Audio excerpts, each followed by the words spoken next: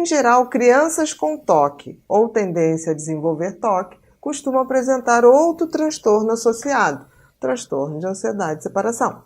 O transtorno de ansiedade de separação, pouco conhecido pela população geral, caracteriza-se pelo medo intenso da criança em perder pessoas importantes com quem tenha vínculos afetivos, principalmente a figura materna. Mas pode ser uma babá, pode ser uma avó, aquelas crianças, os cuidadores, aquelas pessoas com que a criança se sente segura. Então, como é que a gente vai ver isso? Tem características. Então, segundo a APA, né, Associação de Psiquiatria Americana, bastam 3 dos 8 sintomas listados a seguir para caracterizar o transtorno de ansiedade de separação. 1. Sofrimento excessivo e recorrente quando há ocorrência ou previsão de afastamento de casa e de figuras importantes de vinculação. Ou seja, são aquelas crianças que quando pensam que vão dormir na casa de um coleguinha, ou que a mãe vai viajar e não vai estar presente, ou a mãe, ou o pai, qualquer pessoa que ela tenha esse vínculo muito forte, predominam as mães, ela entra em sofrimento, né? Já começa aí um sofrimento muito grande, mas não é um sofrimento de manha, é um sofrimento real, como se fosse um desamparo.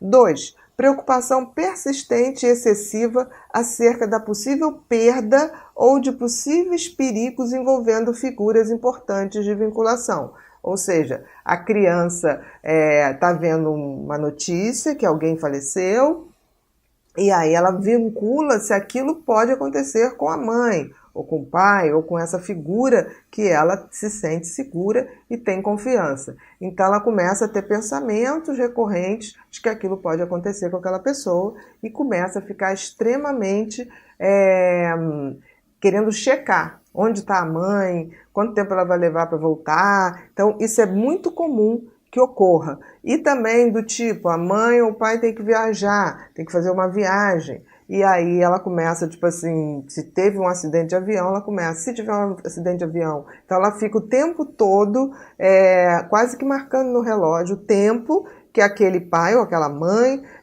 vai chegar no outro país ou no outro estado e fica o tempo todo ligando para saber se está tudo bem. Então é um sofrimento muito grande para essas crianças, porque é como se elas ficassem tentando controlar os passos dos seus pais ou da mãe para que algo de ruim não ocorra com aquelas pessoas. 3. Preocupação persistente e excessiva de que um evento indesejado leve à separação de uma figura importante de vinculação. Por exemplo, perder-se ou ser sequestrado. Então essas crianças, por exemplo, quando vão à praia, ou vão a um passeio, ou uma excursão com os pais, elas não conseguem se divertir e se soltar. Elas ficam o tempo todo controlando onde está o pai, onde está a mãe, e fica sempre com medo que alguma coisa aconteça e tire ela dessa visão, né, de estar muito perto daquela mãe e com quem ela possa se validar, né, se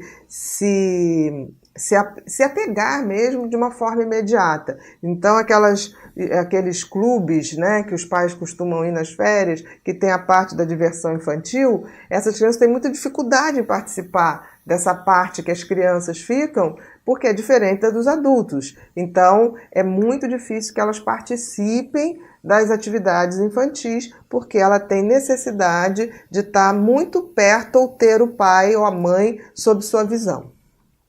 4. Relutância persistente ou recusa a ir à escola ou qualquer outro lugar em virtude do medo de separação. Quando a ansiedade de separação é grande, a criança tem muita dificuldade em ir para a escola porque é o tempo que ela vai ficar sem estar vendo a mãe e sem estar controlando o que está acontecendo com a mãe. Então, por exemplo, crianças que têm essa dificuldade, esse transtorno, se a mãe diz que vai pegar na escolinha às 5 e chega às 5h10, normalmente vai encontrar uma criança aos prantos, achando que aconteceu alguma coisa, que a mãe foi sequestrada, que aconteceu um acidente. Então, assim, crianças que têm esse tipo de transtorno, os pais ou os cuidadores têm que ser muito pontuais, porque naquele pouquinho, naqueles 5 minutinhos de atraso, é suficiente para que a criança imagine coisas horrorosas. Sempre pensamentos negativos e com esses pensamentos negativos tem um sofrimento muito grande. 5. Temor excessivo ou persistente ou relutância em ficar sozinho ou sem as figuras importantes de vinculação em casa ou sem adultos significativos em diferentes contextos. Ou seja, o pai e a mãe levam na festinha de um coleguinha.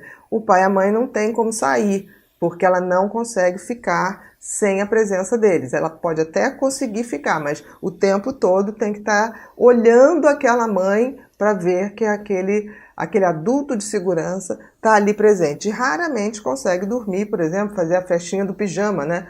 Ir para casa de um amiguinho e ficar lá. É muito difícil que essa criança consiga isso antes de ter o tratamento adequado. 7. Pesadelos repetidos envolvendo o tema da separação. Então, são crianças que têm pensamentos recorrentes de medo de separação, mas que se refletem nos sonhos. Sempre ela está se perdendo, ou então está na praia e se perde, não acha a mãe, vai na água, quando volta não acha a mãe. Então, isso acontece, ela não relaxa nem durante o sonho. E 8. Repetidas queixas de sintomas somáticos, tais como cefaleia, dores abdominais, náusea ou vômito, quando ocorre a separação de figuras importantes de vinculação, né? Ou quando ocorre ou quando está prevista. Então, só de pensar que vai ficar sem estar em contato direto com essa mãe, ou com esse pai, ou com essa avó, ou a babá, que seja essa pessoa de segurança, essas crianças já começam a apresentar até náuseas, vômitos, dores abdominais. Então, assim, é claro que não precisa ter todos esses itens. A gente viu que bastam 3, tá? Desses 8. Mas não tenha dúvida que todos esses sintomas são vivenciados com muito, mas muito sofrimento. E aí fica uma dica, né? Os pais precisam estar atentos a esses sinais. Não se trata de grude, né? Tipo, essa criança vive grudada em mim. Ou mimo, quando a criança demonstra excessiva necessidade de sua presença. E certifica-se a todo instante que seus pais estão por perto.